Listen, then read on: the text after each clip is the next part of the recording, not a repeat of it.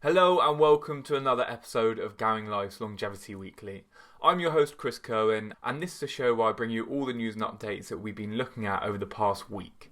So today we're going to be discussing translating mouse age to human age, the third edition of the Future of Longevity show featuring guests such as Matt Caberlin, Morgan Levine and Bill Andrews, plus many more, and finally how our gut bacteria may be hoarding our medication. But before all that, let's have a look at what was in the headlines this week. In a collaborative trial between Casey Eye Institute at the Oregon Health and Science University and the gene editing biotech startup Editas Medicine, scientists have utilised a CRISPR gene therapy to give some vision back to patients suffering from a rare genetic disease called Leber congenital amaurosis, or LCA, which eventually renders the patients blind, with reports of patients experiencing brighter and clearer vision, in particular with colours. In a paper recently published in the science journal Nature, researchers have found that overnight fasting can extend healthy life. However, what the initial title fails to mention is that the finding was in fruit flies. And as we'll come on to in our next segment, model organisms such as flies and mice age very differently from humans. One night for a fruit fly is equivalent to a much longer time period in a human. And now we'll look at this week's featured articles. Firstly, the mouse is the go-to model organism when it comes to biomedical research.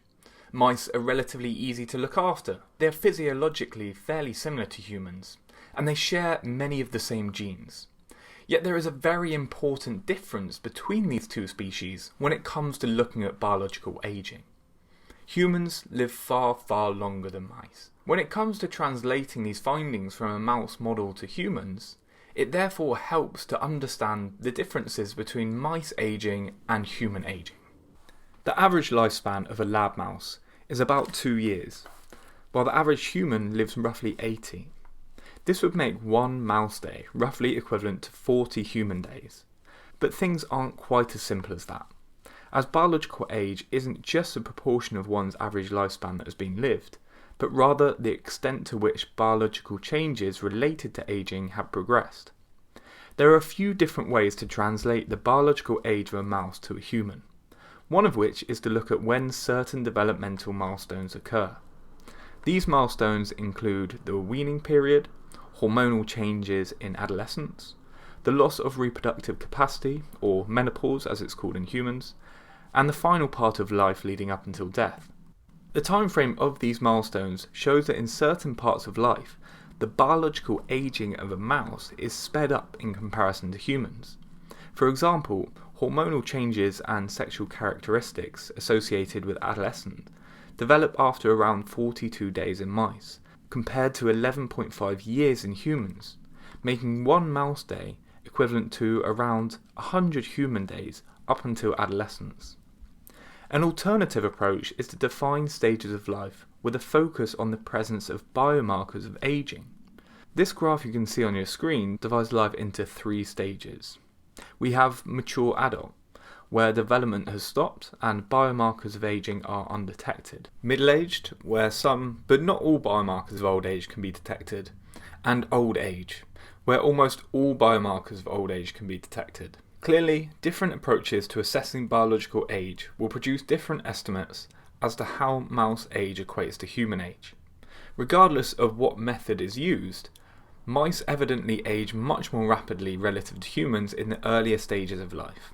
Now, these things are crucial to keep in mind when translating findings in mouse models across to humans. And secondly, a couple of weeks ago, Avi Roy alongside Laura McQueenie and Nathan Cheng hosted the third edition of the Future of Longevity show, which brought together some of the brightest minds that are working on reversing aging. This included Matt Caberlin, Morgan Levine, Bill Andrews, Gordon and Nicolina Lauk, and also Nicholas Rindhoff. Here's just a short clip. So the first one is in regards to the Altos Lab announcement this fall, which was undoubtedly one of the biggest news in the industry, in particular as it was written about in mainstream media. However, most headlines included eternal life or the quote-unquote Silicon Valley billionaires wanting to live forever. This is arguably a failure of communication on the actual potential of the science behind it. Morgan, who is one of our panelists here, tweeted, "Clickbait journalism is a counterproductive to scientific research." Morgan, we'll start with you. How can we improve messaging? Thank you, Laura. So I think improving messaging is probably almost as important as continuing the science in aging, because I think aging science, the general public doesn't understand what most of us consider the mission in biogerontology or gerosciences, which is not immortality for the majority of us. It is to actually delay the onset of most of the major chronic diseases that people actually do care about. So if we were saying, our goal is to cure cancer, our goal is to delay heart disease or diabetes or Alzheimer's, a lot of people would be on board. So I think we need to figure out a way to translate those aims to the public. So thanks again to everyone involved. We really appreciate them taking the time out of their diaries to come and speak with us. It was a really fascinating discussion with so much value in there. So really, I implore you to go and check it out. We'll be posting the full show with notes very soon, so keep your eyes peeled for that. And finally, when we consume anything, be that food, liquid, or even medicine, we take for granted that what we have just consumed will, in some way or another, end up being absorbed into our body. However, new research has started to unveil the complex role that the gut microbiome has in the uptake of these substances that we consume. In a new study published in Nature, scientists investigated how bacteria in the gut affect the uptake of drugs into the body. The team observed over 20 different species of gut bacteria, which they exposed to 15 different kinds of drugs. The results showed that the drugs tend to accumulate within the gut bacteria, preventing them from being absorbed into the bloodstream. Kiran Patel, director of the research at the MCR Toxicology Unit at the University of Cambridge, said that it was surprising that the majority of the new interactions we saw between bacteria and the drugs were the drugs accumulating in the bacteria. Until now, biotransformation was thought to be the main way that bacteria affect the availability of drugs to the body. This highlights that bioaccumulation of gut bacteria may be a common mechanism that determines drug bioavailability and metabolism, which has a wide range of implications on the effectiveness and side effects of the drug. Kiran went on to say the next steps for us will be to take forward this basic molecular research and investigate how an individual's gut bacteria tie with the varying individual responses to drugs such as antidepressants, differences in whether you respond, the drug dose needed, and the side effects like weight gain.